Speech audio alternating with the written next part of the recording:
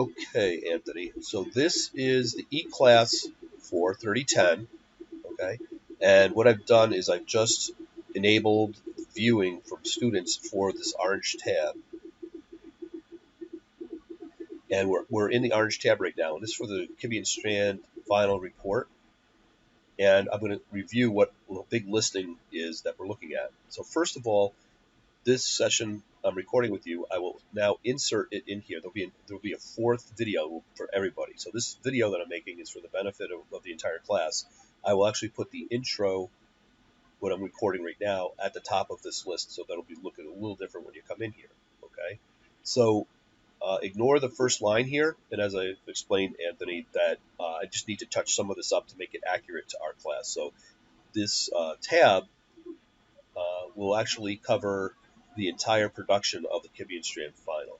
All right, so final report, Microsoft Word formatting video. This is a video on how to set up your template document in Microsoft Word to deliver your Kibbe and Strand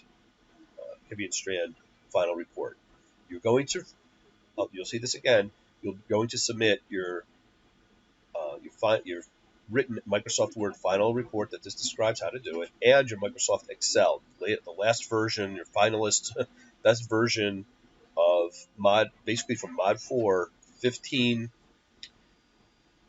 different contracts fully evaluated for profitability and for schedule. It should be complete. You're turning this report into the executives. At the outset here, the premise is that you're actually creating a report at work that's going to go up the chain. So you're trying to send this, at least you've probably been talking to your boss about this, but it's going to go up to his boss or her boss up a few levels too. So it's got to be very professional. Okay, so it's not casual talk, right?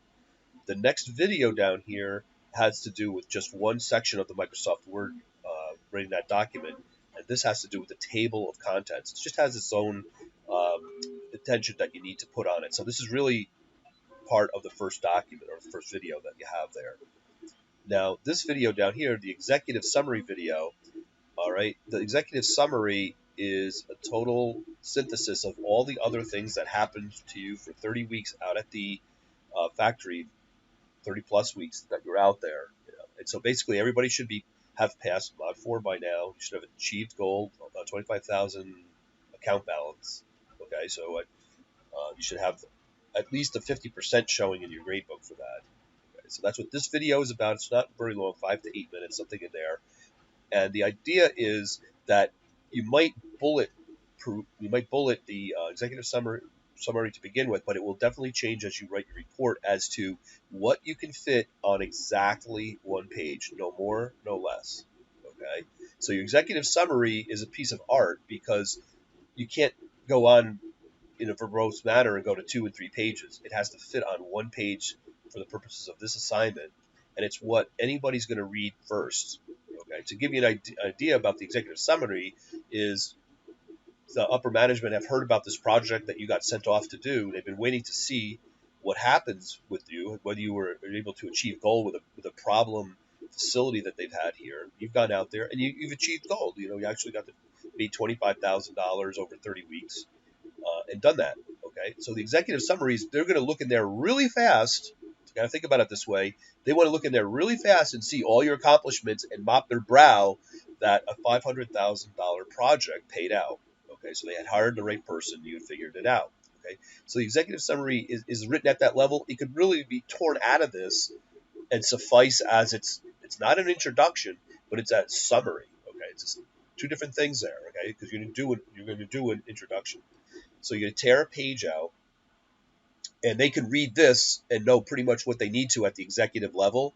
And if they need more detail, then they read the rest of the document. But your goals have all been achieved here, and we'll get into that when I open up the instructions here in a second.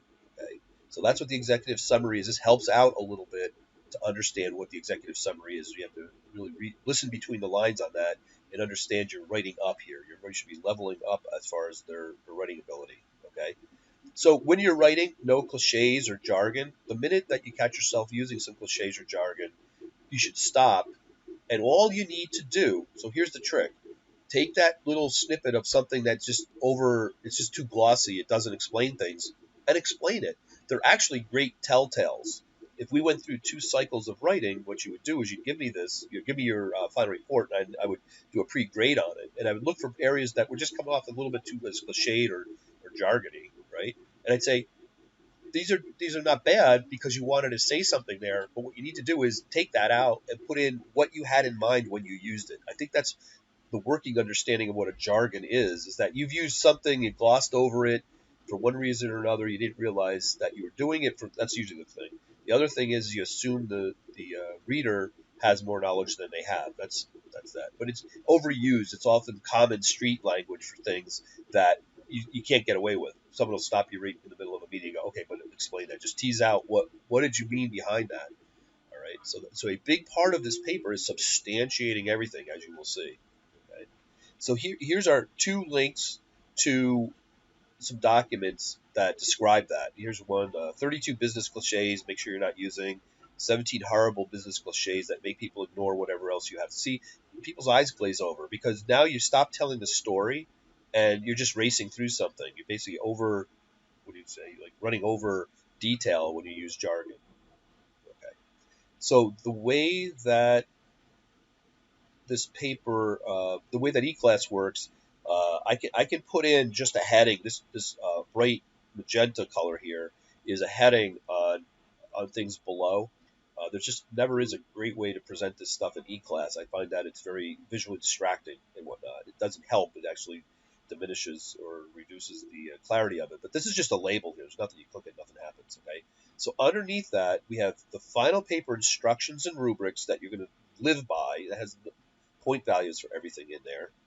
We have the final report rubrics. Okay, I have to take a look at why. As I mentioned, I think I mentioned at the beginning of the video. This is just has to be touched up. So some of this may change just a hair, but there should just be one paper that has or one document that has the final paper instructions and rubrics in there. Okay, I have to see why there's that second one in there. I might have been answering somebody's questions when I added that in last time. Okay, and then below that we have this file for the final report, the accompanying file for the Microsoft final report video. So there is somewhat of a template there, okay, that you can use. This should follow what the topmost in this video, at least the topmost video up there. Okay, so that should mimic whatever happens in that video. And finally, you have a deposit point here for putting in your Microsoft Word and your Microsoft Excel. So let's open up the instructions, go over that quickly here. And again, these will be touched up, usually from semester to semester. Uh, some things will come obvious into this instruction rubrics that I'll have to change sometimes, but we'll just take a look through here. So read carefully through this. Done well, the complete simulation and report of the Kibbe Strand exercise represents a scenario that is very close to a real-world experience. So here I'm beginning to show you that you've gone through serious simulation on this, but the report should reflect a real-world experience, not a play-by-play academic response for this paper. If I open up a paper that says, well, on Mod 4 in Turn 3, immediately points are coming off because what you need to do is you have to treat this as the real world. The reason we did the simulation was for a real world experience out of this. So you have to imagine what you would have written up, what you will write up here for the executive team. Okay. So the purpose of the final report is for the student to gain insights and skills in professionally communicating executive level information. It goes a lot further than that. There's many other things that we did along the way. We had pieces together here. You did technology. You used technology to use Excel to develop your analysis and whatnot. Okay. So actual projects that the Kibbe and Strand simulation represent can cost hundreds of thousands of dollars. We talked about that. Okay, so I'll let you finish reading that. I'm not going to read all that because I want to get down to this point, and this is what I just said, is that you have to follow the premise in your report. You are part of an extensive, expensive Kibbe and Strand mission to turn a particular facility around. You have the student manual. In this case, I don't really want to think of it as a student manual. It's like whatever documentation was around, they scooped up when you came in to fix this factory up or production facility. When you came in, uh, this thing we called student manual was all that they had. They scraped it together. They knew you were coming in, and they gave that to you. Okay, so it's incomplete. Student manual really, we knew a couple places where it was incomplete. And whatever entry information to Model 4 that is given. Okay, it is up to you to develop a winning strategy and then annotate, illustrate, substantiate your claims. Okay, if you succeed, you will be given a VP title and you will tour other KNS facilities that need workouts to survive. You basically will get responsibility. You did such a good job. You get responsibility. You get a promotion and raise and all that kind of stuff. Okay, because now you're able to go around. You dumbed it down. You did the discovery. You know what has to be done. Okay, it is not sufficient to simply attain the 25,000, and I think that should say account balance. Okay, the account balance goal. You must use Excel to model and add. Okay, so you did that already. So you should be just writing about things that you can explain out of your Excel sheet that turned into strategy. This is why I was stressing that when you did, I think it was on quiz 1, part 1. I think we had the chemistry and analysis was due. Okay, so hopefully everybody has that in. Okay, and the idea there is when you look at it, you can say, okay, now I know why jeans were so good. I know where ties were good. I know why the hunting pants never made me any money. Okay, so that's the type of your report. Isn't that what executives will want to hear? That you've made sense of these things. That some of these things are more profitable than others. Some of them take too long, etc., etc., etc. Right? So here's the report outline, and you can read through this. I'm not going to go all the way through this, um, but this matches up. Okay, so when you read through this matches up with down below. I have the outline here, the points assignment that match up with what's above there. Okay, so in the description, it's more descriptive above, but down here for point assignments, I have it broken down as 10, 25, 45, 65, 75, 80. Good. Okay, it adds up to 100 down there. I always have to double check that. Okay, so just following the premise. All right, so if I open up a paper, and these numbers have been developed over many semesters here, because so you understand the derivation of where these come from. So the premise is everything here. This is how you're getting the most value out of a course, out of the experience of the simulation, and this report is write a report like you're reporting up, and your at least your job depends on it. Okay, or on the more positive side of it, it says that you are trying to get a promotion and a raise out of this thing. Okay, so that's where you should be writing this. And if I open it up, as I just said, someone says, well, in Mod 4, such and such happened, and on turn 8, and then I bought this stuff. Okay, so that's not the way to write it. Okay, the way to write it is presenting it to the executives. All right. Now, there's a couple of points by way of this video that I normally cover in class. Okay, I'm going to write them in here at the bottom. Okay, so I'll end up writing this in, typing it in, but I'm going to write it in right now. Type. It's not letting me write with my pen. Hold on, there's no. There we go. If for some reason it's not recognizing it. Try a little bit. Okay, so I'm going to write it over somewhere else. Let's jump over to.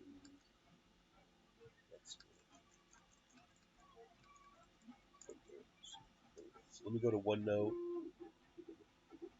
for this class. Right here.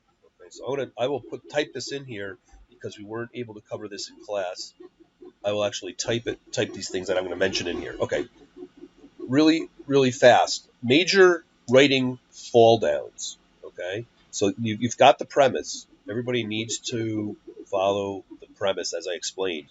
At the root of it, you're writing up to the high level execs here. All right. So here's the quick list of don't do these things. Okay, so we'll work on that first. Okay, so here's some things you don't want to do. First of all, you don't want to write in first person. Okay, and that is using I, we for the most part. You have to not writing in first person is depersonalizing it. Okay, and what you get to do is to get around this is think of it more in terms of the abstract. Companies are corporations, right? They decided that there were certain similarities between a corporation, a thing that makes money, and a human. Okay, and that's where business law comes from. Okay, so we have this thing corporation, and it has the word corpus in there, corporate body in there. Okay, so the company takes on the life of its own, and we can address it as such. So you can talk about the firm a lot of times, the firm such and such, the dot dot dot. I'll put a little ellipsis there. The company. Okay, you'll find yourself talking about the project. Okay, you talk about the employees or the work staff. The staff, things like this. But you don't use I did this, I did that, I did this. Okay, we use the name of the company. You can say you have to mix this up to make it interesting, and you might have to say Kibbe and Strand. You'll appear a few times. You can't wear it out. You don't want to use Kibbe and Strand in every sentence. That's the other part of this. Okay, so no, I'm putting a line over there. That's like the universal indicator of not this. Okay, so do not write in first person. You have to depersonalize it. I mean, I, we, even in you. Okay, you don't even want to refer to other people as you. You need to refer to the company. You might refer to the 5 different areas of the operations in itself, the receiving area, the production floor, something like that. Okay, so no first person. Now, as if that this goes right in there. There's just absolutely in business writing no like I feel is like ooh that's like not good at all, or I think. Okay, so we've already broken the first one by using I. But the idea here is we'll put it in the positive sense. Anytime you find yourself, like I mentioned about jargon, anytime you put in there, I feel or I think, all right, it shouldn't be in the final paper, but it's a telltale. Put X through here, okay?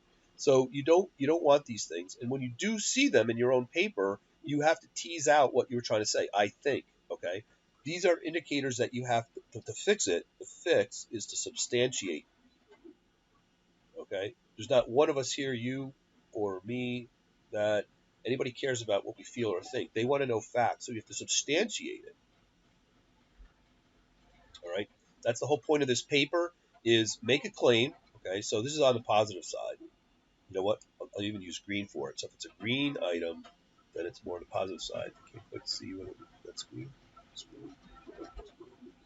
It's so small up here, I can't quite see it. Well, anyway, let's see green up there. Okay. All right, so 3, I don't even remember what I was going to say here. So on the positive side, you just want to tease out the detail in here, and the fix. So here's the fix. Right, just tease out what you were trying to say, or what you were oversimplifying, if you will. Oversimplifying. Okay. All right. What next? A lot. Again, the fix. Go over to green again. The fix for this is if you say that, be specific. The fix is give us a number. All right, fix. Give the number. All right, you can't get away with it. When people say a lot, that's trying. That's lazy. Okay, right. So fix. You have to give a number. Anthony, how you doing with me? So far, so good. Yep. Okay.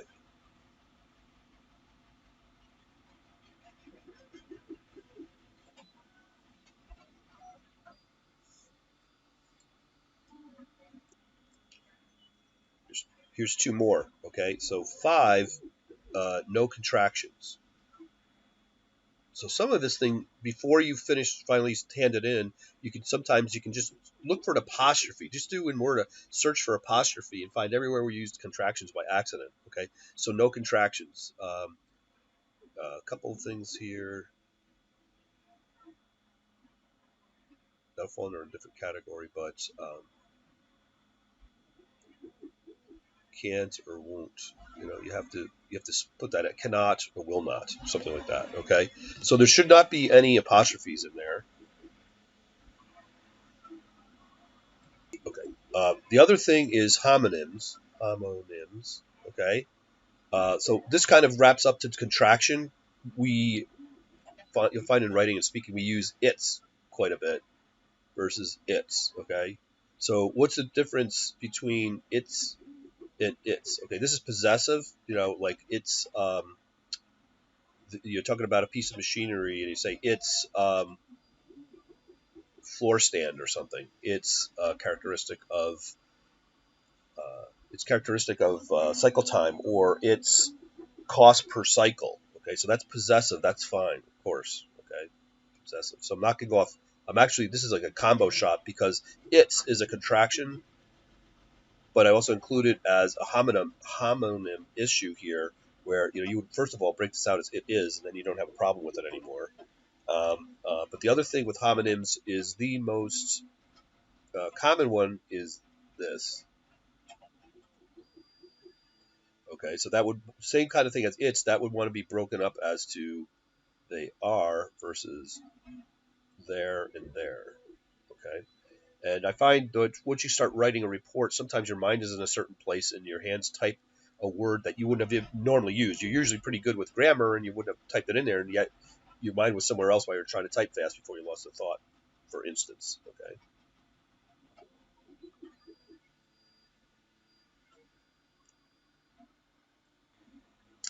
Okay, so let's talk a little bit about the paper. If I think of anything as I'm going along here, I'll add them in there because usually there's about 10 or 11 items.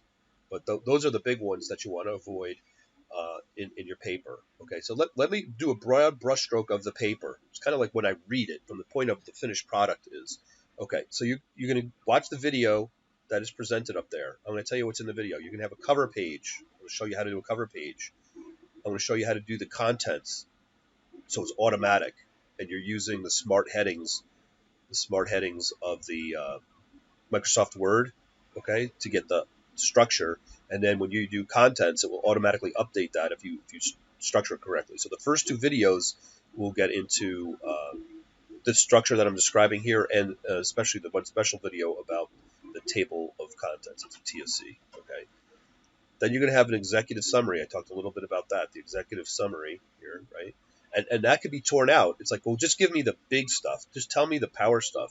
And that's why I have everybody focus on this, because this is like your power presentation. Okay, this is making you look good because you made the company look good. You did something massive in here, so you want to put your big wins in here. Okay, so following the executive summary, you need to do an introduction, okay? And that's going to help people when they need to understand. You have to set the table for the rest of the document. Okay? So the rest of the document will be at least two major sections. The first one is going to be profitability, okay? And the way to break this down is, and this is where I'm trying. I did this for the course where I didn't want people floundering on how to format the final report. In the beginning I didn't do this, and now I am, because it helps people speed through this thing and helps them understand how to break this up. Is there'll be five major areas. What would they be in profitability? Each area of the floor. So you have receiving, you'd have production floor.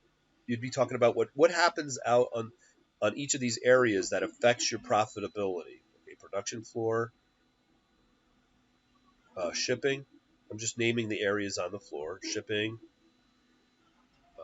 let's see, is the market is the what do you call it? Contract. Okay. The contract area, when your 15 contracts that you evaluated, and then finally human resources. What can you, there's so much you can say about the human resources thing part of it. Okay. All right. So after the profitability,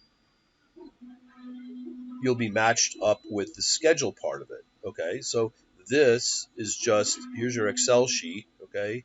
Here's the barrier or divider that we put in there, and we ran out profitability on this side, and on this side we did schedule. That's what we're doing. You're taking your work, you're not inventing anything new, you're going back and you're explaining how each of these areas of the production facility impact profitability, and pull out everything you can as to how this would impact profitability. Nobody ever did this before. You were the huge explorer. You are the discoverer. Okay, so we call this the discovery phase of 30 weeks or 35 weeks here. And the benefit for the company is you're going to go out and do this to 11 or 12 other sites where there are already managers, and you're going to send out your report ahead of time. And they're going to read through it and go, wow, we're not doing any of this thing. And so what you're going to end up doing is you're going to get a 12 pack of airline tickets. That's what used to work for me. And you would fly around to all of these. And when you get to the last one, you set them up for success, and now you come back to the first one. And what you're doing is you're going to go around these. Now you're managing. You've got a big title. You're up into serious 6-digit salaries now. Okay, serious. By the time you get to that, okay, so you're running all these facilities. You got it under control. All right. So there's going to be the major section, pages and pages of profitability, pages and pages of schedule. Okay, many pages. Right. I'll tell you how many in a second. So this is a substantial piece of work, okay? Schedule. So after you get that done with that, you're going to get a conclusion, okay? So your next page or section is going to be the conclusion, and the two big areas in there are going to be lessons learned, okay? It's like bring it on home again. It's different than the executive summary. Executive summary is different than the intro, okay? So the intro, remember, was necessary information to maybe set the table for it's more of a time-based thing where you can say, it's you know, problems at the facility require that a workout team, a management team, like would come in and work this out. Entering, we had very little information. We had Amanda made. You might mention, we had a personal assistant, if you would think of Amanda that way, that assisted us in every way that possible, and we were limited on documentation to a rough operations manual, which would be the student manual, and we, it was. It became obvious necessarily became obvious immediately that we needed to get into some Excel analysis to even understand what this contracts on the books that we were running at the time. We had to understand them. So you see, I'm going to stop there, but you have to keep rolling with that thought process. You're trying to explain this out to your executive set. So put on the actor. You could be an actor in this. Like a screen actor is that you're thinking of yourself as you're going to probably end up get called in with this report anyway and have to present it in front of a large executive table of people. Okay, so so the thing is that the executive summary is different than the intro. I talked about what the intro is setting it up as. That wouldn't be information in the executive summary necessarily. Executive summary, I'm going to talk about this in a sec, is you're going to make your power statements. That's second. So the conclusion, let's see, conclusion that you have lessons learned. Okay, so lessons learned, and here's really important. This is your career builder. Is next steps. How many things did we not look at? Okay, one huge thing from the beginning was in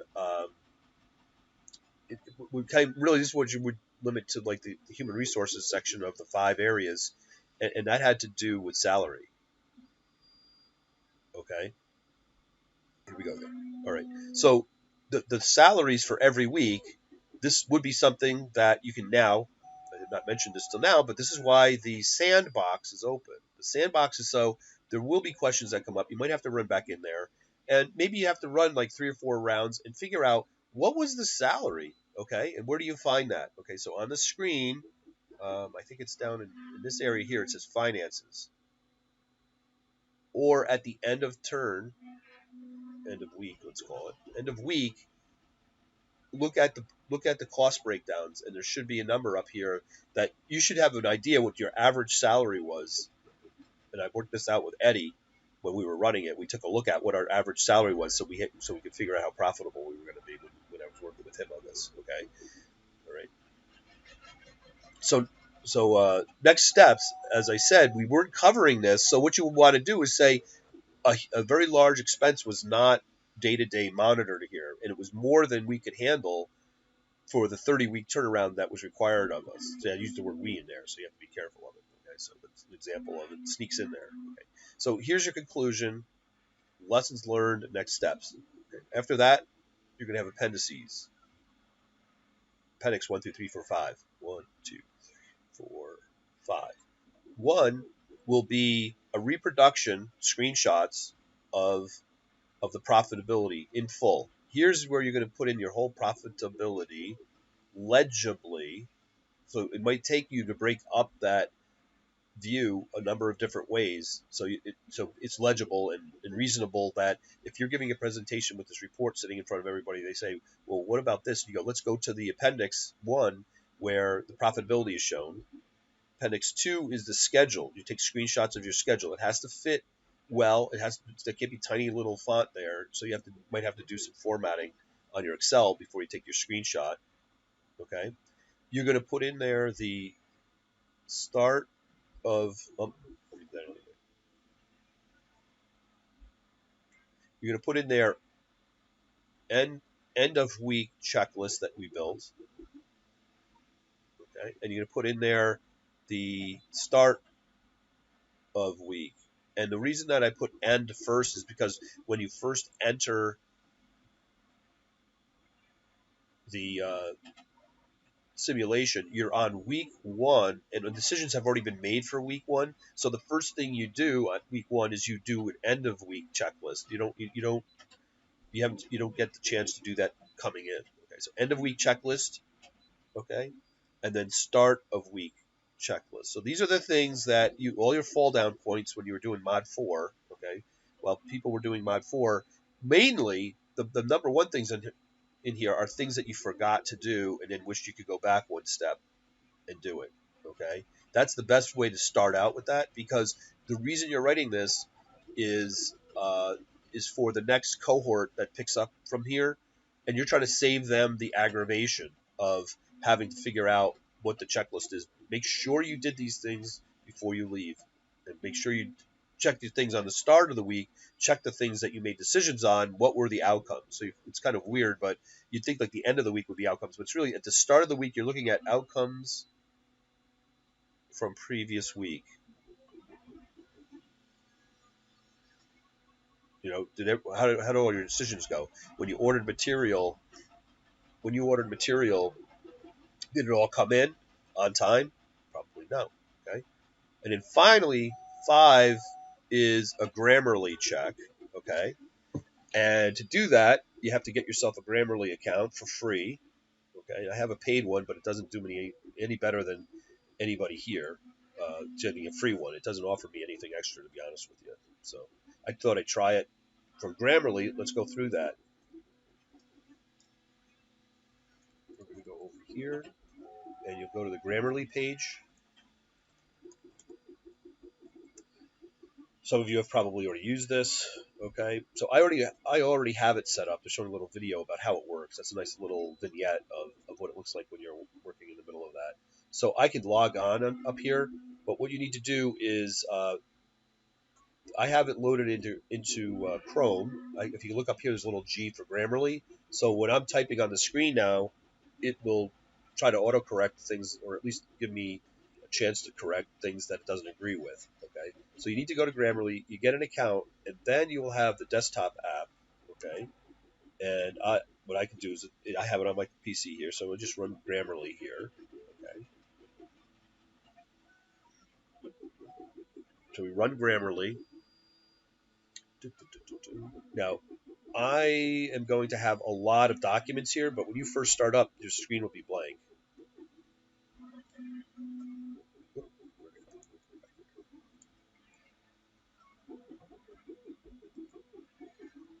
Do it again. Oh, I found it. There it is. Okay, so I have a lot of documents in here. But what you're going to do is you just take your document is on your computer here, and you're going to import it. So I'm going to import this very document. I'm going to come into our course here. Final report.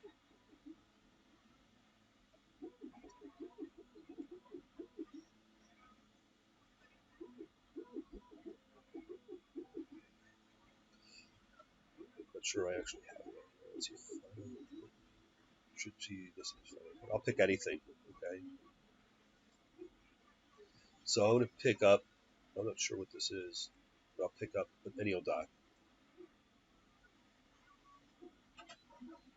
Oh, didn't like that one because for some reason I had revisions in it. Of course, I'm getting a hard time here. Let me just find something. Any old document.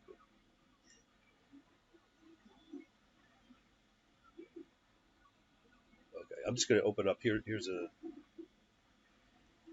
syllabus.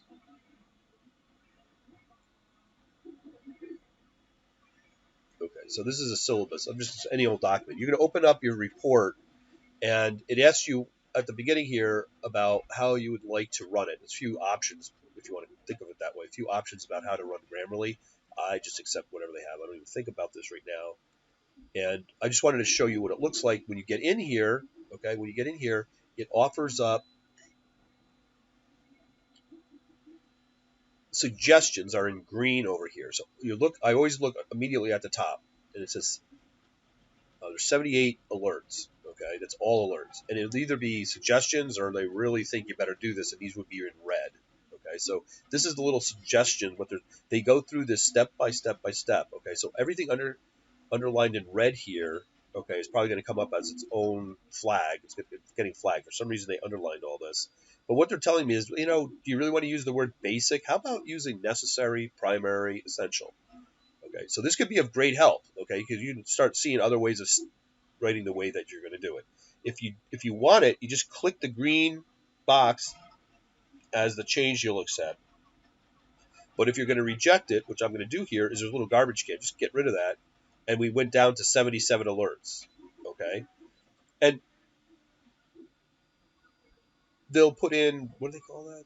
The Oxford comma. Like here, they want to put in the Oxford comma. When you have a list of three or more things, they want to make sure that you have a comma there. I hear I'd accept it. I'm not going to do it because this is a document I don't want to really change anyway. Let's accept it. I'll show you why. So I accept it. All right. So and I've accepted at least one change here. So I'm going to have to bring this document back down from the cloud onto my computer. Okay. So remember, these are green. Let's try to find something in red here. I'm just going to keep deleting until we find a red. If we find it. So it thinks that there's just a sentence fragment there. It may be, but it's a syllabus. It's not a book. All right. So let me get rid of that. And so they'll offer things like this email. Do you want me to go through the entire document and make every time you say email have the same capitalization? I'm going to throw that away for a second. I'm just trying to find a red so you've seen one. These are all just green suggestions. Okay. And you'll see the pattern, the rules that it's using. You'll start understanding them, and you might. So this has been edited so well, or so often, I would say but so often that I don't have anything red in here jumping up. It'll jump up. It'll say something about passive voice. You generally shouldn't use passive voice.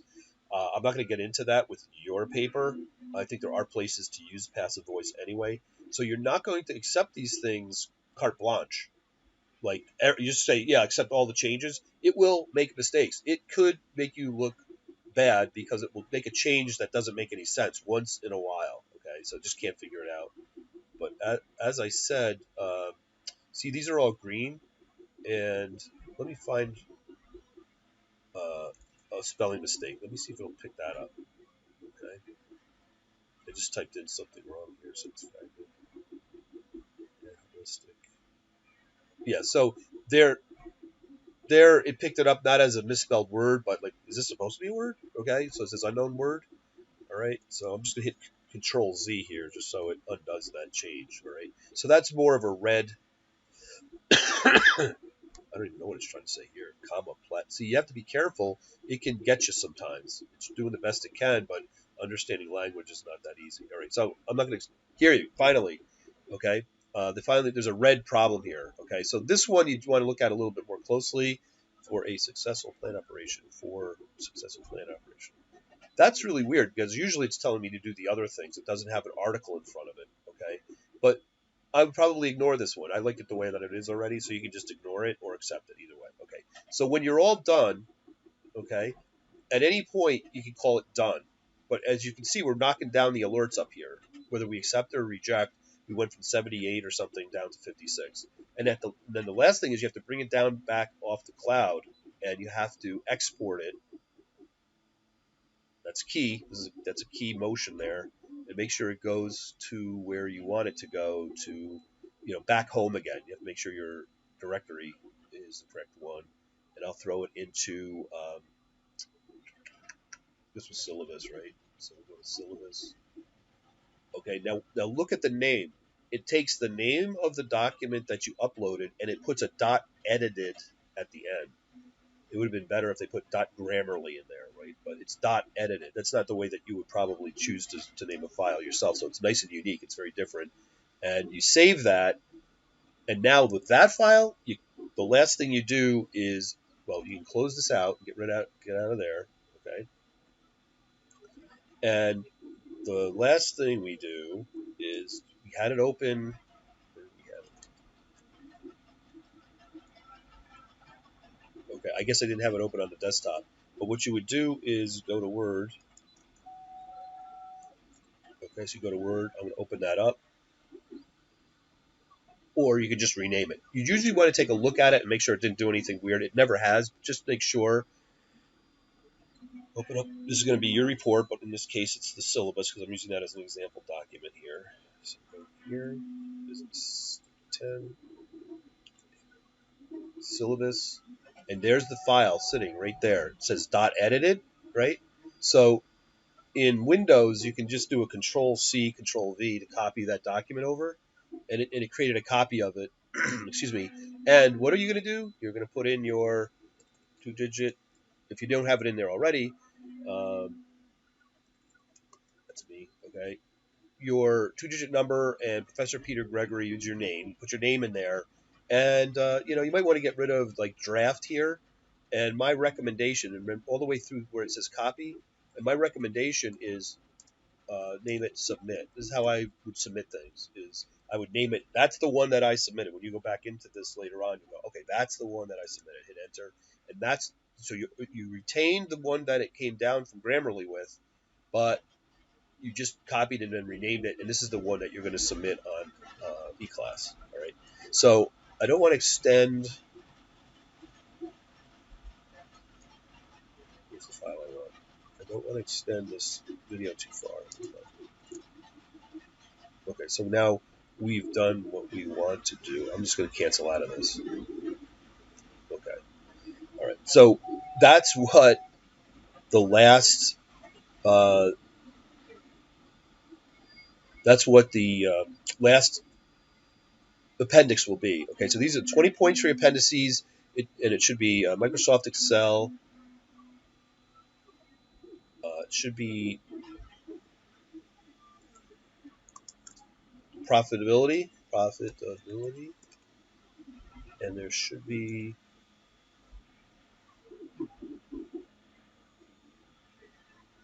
Microsoft Excel schedule. That's what I just told you, right? So it's all this. Okay. So the same things apply. You really have to work this to make it legible. Okay. Now, one thing is that you need to support when I talked about substantiation. Okay, I'm going to put in something here. I'm going to put in here example screenshot. Okay, so when you put a screenshot into your document, okay, I'm not sure how much I went into this in the Microsoft Word video above, but I usually do this in class. I usually have you do this. Okay, so if you say the world is huge and you have to substantiate that, you're going to go. Let's make it more specific to what we're doing here. It's going to be Kibbe and Strand shipping table of costs shows a considerable leap in cost depending on delivery time. Delivery time. Okay, and then what you're going to do, I'm not going to run Microsoft or rather Mod 4 here to go pick it up, but here you'd want to put exhibit, and so the way that you're going to put an exhibit is you're going to put insert. So this should back up the earlier Microsoft Word video that I have. Okay, so we're going to insert. You click insert here, and you pick up a text box. So I picked up a text box here. Okay, and I'm going to draw the text box right here. So this is what I'm explaining to you how to do an insert of a screen grab and how to use the text box is just draw it. Don't pick those other options that you saw. Just go down there at the bottom of that list and pick up, I'm going to draw it. Okay, so now once you have it in there, when you move it around, you'll notice that you can center it. Okay, and a green line appears right down the center of this when you've got it centered right on the sheet. So you want to center them. Okay, and now we're going to put a screenshot in there. I'm just going to get a random screenshot. Okay, so I'm going to take a screenshot of this is how do we do a screenshot? You need to go in Microsoft products. What you're going to do is snipping tool. Snipping tool. Oop,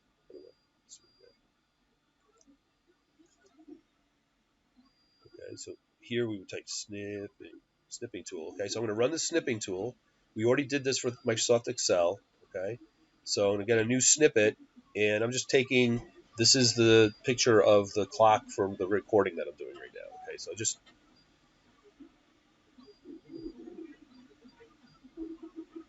well,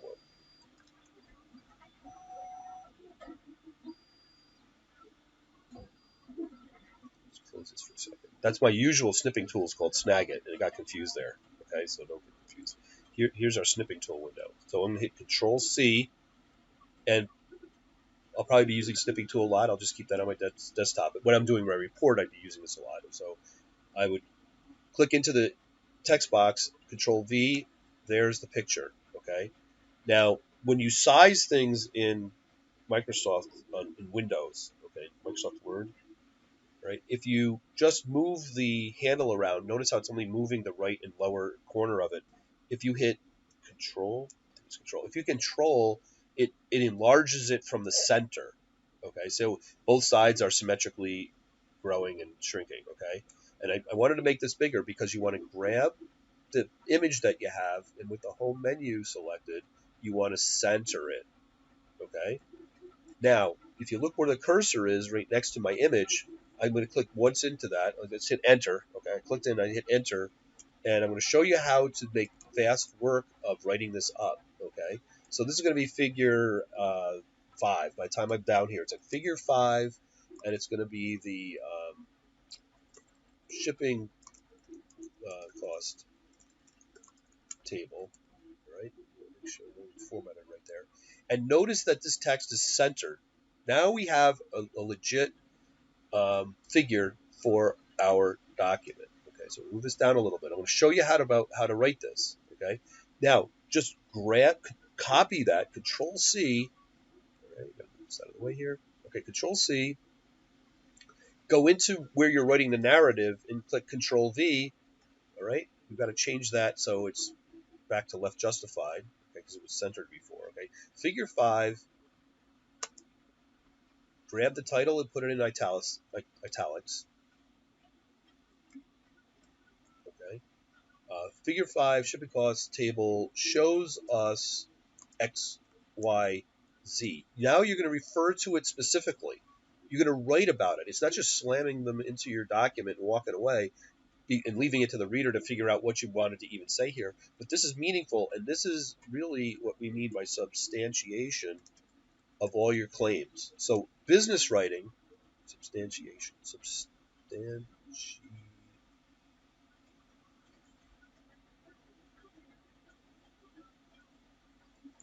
try that. Substantiation. Let's try that. Okay, I don't know why I'm flagging as an error. Right. So what I want to do there is I want to make this really large, and you have to substantiate everything in your document. And the primary way to do that is put these figures in here. And that's why when you look at all the things that we do to create the document, it tends to start bumping up the page count. So you'll probably be surprised. It could be the longest document you ever wrote to be able to convey the information. Okay. And if you look at the framework that we have, each of these things like the appendices, each of these will there'll be at least 5 pages, new page for each one of these in the appendix. Okay. As you go through there. So that's 5 pages already. You have a cover page and the contents is 2. That's 7 pages and we haven't gone anywhere yet. Right? Okay. So that's why the page count, I want to talk about it from that standpoint, that you could easily be getting up into the 18, 20 page level here to describe things well, especially when you have quite a few number of figures in here. I would say that going back to the other explanation that I have over here, that for each of these five areas are going to appear this grouping here. Where's the color here? This grouping you're going to reuse over here. I might not have made that clear, but you're going to have for profitability, you're going to go through the receiving, the production, the shipping, the contract floor or desk up there, and human resources. You're going to have the same five here. And if you even had one figure per section there, that's five figures here. Generally, what are your screen grabs going to be from? It's going to be from Microsoft Excel, or it's going to be from Mod 4 Sandbox. There's things in there that you want to show. Okay. So mix it up. Make sure that you have a fair amount. In this course, I don't put a minimum number of figures in there, but I should see at least, uh, I would say that you're right to, when you're explaining each one of these areas, you'd have a screen grab for each one of these sections here. Okay. But as long as you have, no fewer than, say, three inserted screen grabs for purposes of substantiating your claims in profitability, and three here, that's a total of six. That gets you the idea of how to do figures. Okay, so make sure you have at least three in each of these areas, and that makes sure that you're writing a really good document. Okay, if you have any questions, contact me. I'm generally going to be sitting around in front of my computer quite often here. Okay, and what else? Okay. So now that I just pushed this almost out to an hour, Anthony, what kind of questions do you have? You set to do this? Yeah, I'm ready. Okay. Kind of taking all the information, jotting down Okay. some notes. All right. And again, I just recorded this session, and you'll notice that I always bring this up to make sure everybody at certain times catches on to things at different times. But I don't see the video speed controller up here. Okay. So what's happened in my browser? It's gotten a little bit confused lately. I've been running a long time since I rebooted my machine, and usually up here there's a little red arrow, like a YouTube play arrow, or any other kind of software that you have when it's music or voice or audio or whatever. There's a little play, like video or whatever. There's usually a little arrow sitting up here in my Chrome. It's not showing right now, and I did see that it wasn't working right today, so I have to probably shut down everything. You can see how many windows I have open and reboot my computer. But what's the point? The point is that I wanted to make sure that there's this little arrow. It's red. It's red. Okay, so you can add that into your browser. Video speed controller. Just Google it and look for the plugin. Okay, for whatever browser you're using. And so all these videos, you can, when you need to use them and refer to them, you can actually move backwards, obviously, in them. You can click backwards, but you can also run it at 2x and probably get everything you need from it that you need to. Maybe 1.5 is pretty fast on some things. I tend to talk fast, so 1.5, at least in this video, I'm talking fast. So 1.5, you can still understand what people are saying and get through this quickly, so you're not making it a career just watching videos. All right, so that's the advice I have and the guidance that I'm giving for this. It turned out to be just about a regular course class meeting time of 55 minutes. We just hit 55 there, and this is usually what I go over in a class, but I also would have you like actually do some of these steps. So now, as a recording, I have this. I'm going to stop the video right now, and if you have any questions, you can let me know.